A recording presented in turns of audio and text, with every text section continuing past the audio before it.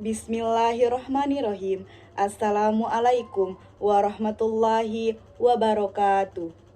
Salam, salam Om Swastu, salam Namo Buddhaya, salam kebajikan, salam sejahtera bagi kita semua.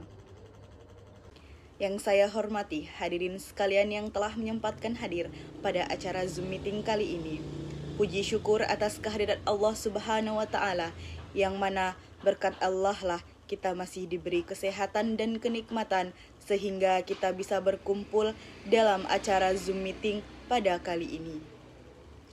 Sholawat beriringkan salam, tak luput dan tak bosan-bosannya kita curahkan kepada pangkuan kita, yakninya Nabi bina wa Habibina Muhammad sallallahu alaihi wasallam. Baiklah, sebelum saya membuka presentasi saya pada kali ini, saya akan memberikan sebuah pantun. Jalan sendiri dari kemarin, ke Banyuwangi membeli terasi. Saya berdiri di hadapan hadirin, semoga presentasi ini memberi asensi. Ada baiknya sebelum memulai presentasi pada siang kali ini, izinkan saya memperkenalkan diri terlebih dahulu. Sebagaimana kata pepatah, tak kenal maka tak sayang. Perkenalkan, nama saya Hafifatun Zahra dari Prodi Sarjana Terapan Kebidanan dan Pendidikan Profesi Bidan tingkat 1B Poltekkes Kemenkes Bengkulu. Adapun materi saya pada siang kali ini yaitu sibling rivalry. Kehadiran anggota baru dalam sebuah keluarga memberikan kebahagiaan. Namun hal tersebut juga memicu perasaan iri atau cemburu pada saudara kandung. Nah, mengapa sih hal tersebut dapat terjadi dan bagaimana cara mengatasinya? Oke, sibling rivalry. Nah, pengertian dari sibling ini saudara kandung, sedangkan rival artinya itu saingan. Nah, perasaan cemburu, persaingan antar saudara berkaitan dengan pemberian kasih sayang orang tua merupakan hal yang biasa terjadi pada anak usia 5 sampai dengan 11 tahun. Terutama di usia anak 5 tahun. Persaingan antar saudara kandung dapat terlihat sejak ibu mengandung anak kedua.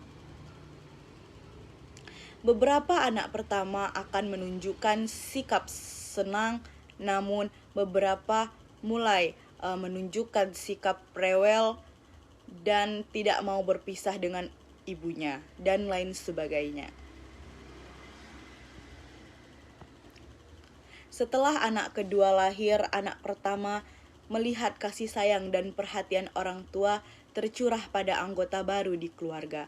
Ia tidak lagi menjadi paling istimewa dan berkuasa. Permusuhan dan kecemburuan antara saudara kandung yang menimbulkan ketegangan di antara mereka, dan bila tidak diintervensi, hal ini akan berakibat fatal. Bahkan dapat berlanjut meski keduanya mulai beranjak dewasa.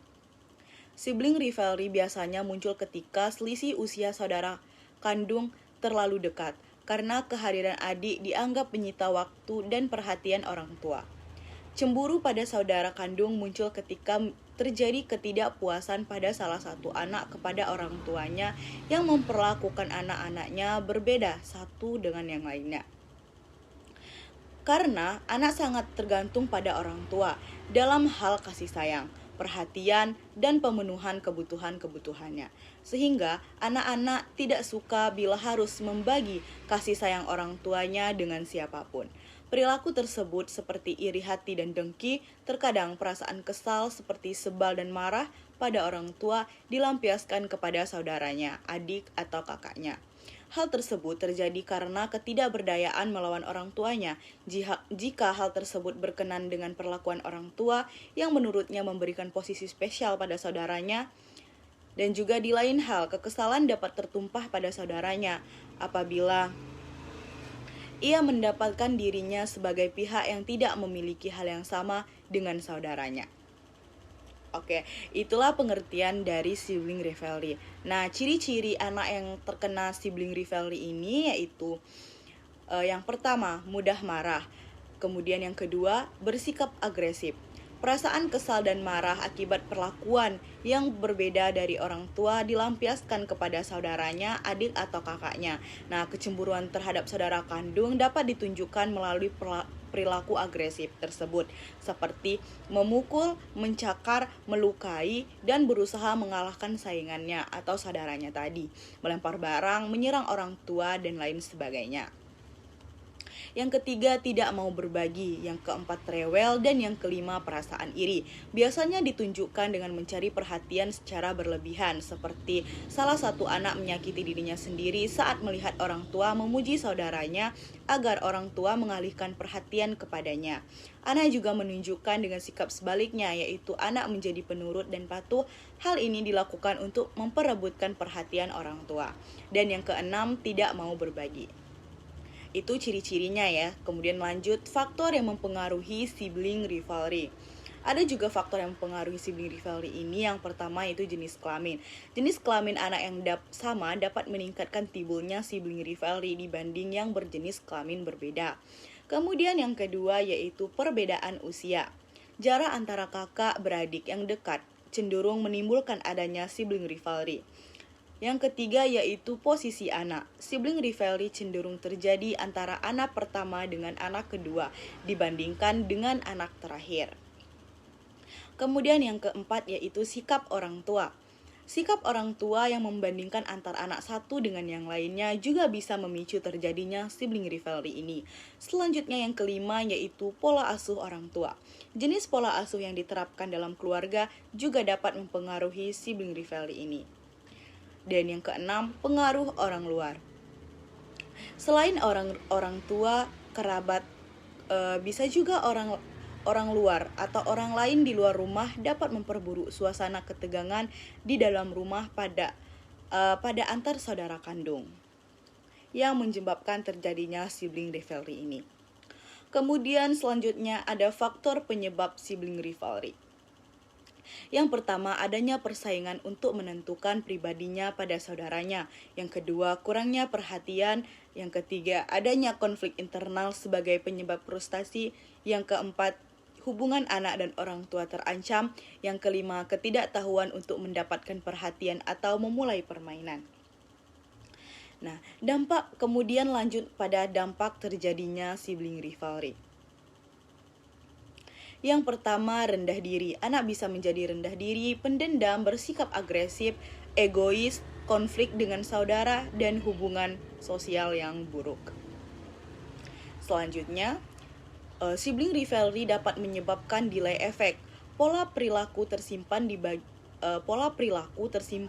di bagian alam bawah sadar pada usia 12 sampai dengan 18 tahun dan dapat muncul kembali bertahun-tahun kemudian dalam berbagai bentuk dan perilaku psikologi yang merusak.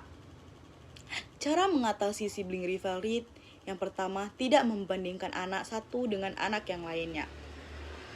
Minimalkan perbedaan antara anak. Jangan dibandingkan kelebihan atau kekurangan anak yang satu dengan yang lainnya. Seringkali orang tua melakukan hal ini tanpa sadar. Tiap anak mempunyai kelebihan, kekurangan, dan keunikannya masing-masing. Hargailah perbedaan itu dan jangan membanding-bandingkannya. Selain itu, tiap anak memiliki keunikan tersendiri. Mereka mempunyai kelebihan dan kekurangannya masing-masing. Oleh karena itu, anak tidak suka dibandingkan dengan anak yang lainnya. Membiarkan anak menjadi pribadi mereka sendiri, memberikan apresiasi atas usaha yang telah dilakukan, sekalipun usaha yang dilakukan itu kecil, kemudian memberikan perhatian dan waktu yang berkualitas pada masing-masing anak, mengajarkan anak tentang cara positif mendapatkan perhatian. Kemudian selanjutnya merencanakan kegiatan keluarga yang bermanfaat dan juga menyenangkan. Nah, orang tua dalam memisahkan anak-anak dari konflik juga tidak menyalahkan satu sama lainnya. Selanjutnya, jangan memberikan tuduhan tentang sifat negatif anak.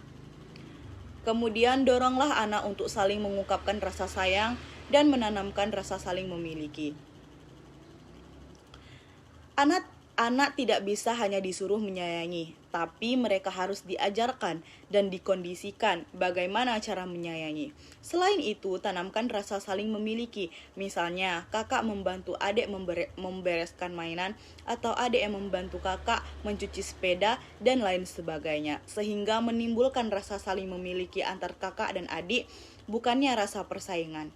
Ingatkan kepada mereka bahwa teman yang mereka miliki, saudara adalah teman yang mereka miliki selamanya. Hal tersebut juga dapat menimbulkan rasa aman dan rasa diterima dalam diri mereka, sehingga hal tersebut juga dapat menimbulkan rasa persaudaraan di antara mereka. Kemudian selanjutnya yaitu pupuklah harga diri anak. Pupuklah harga diri anak, tingkatkan terus harga diri anak dengan bakat atau kelebihannya masing-masing. Anak-anak bisa menjadi iri jika kakak atau adiknya lebih berhasil atau disukai oleh orang lain. Untuk menaikkan harga diri anak, yang dapat dilakukan adalah menggali potensi atau kelebihan masing-masing anak, sehingga tidak ada anak yang iri dan berkecil hati karena tidak merasa memiliki suatu kelebihan yang patut dipuji-puji oleh orang lain. Kenali temperamen anak. Tidak semua anak mudah ditangani. Ada anak sangat penurut dan mudah diatur. Di lain pihak, ada anak yang cenderung memberontak. Oleh karena itu, orang tua perlu menggali temperamen masing-masing anak.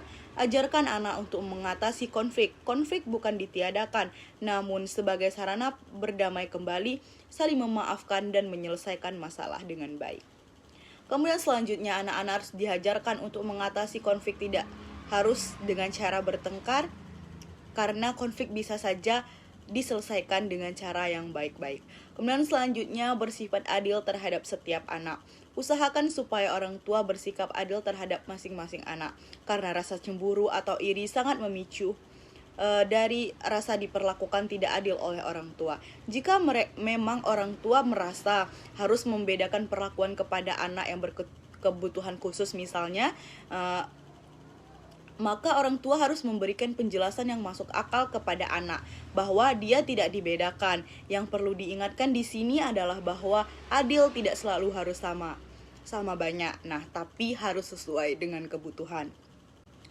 Nah, jadi kesimpulan dari materi saya pada siang kali ini yaitu sibling rivalry bisa saja terjadi pada anak usia 1 sampai dengan 5 tahun.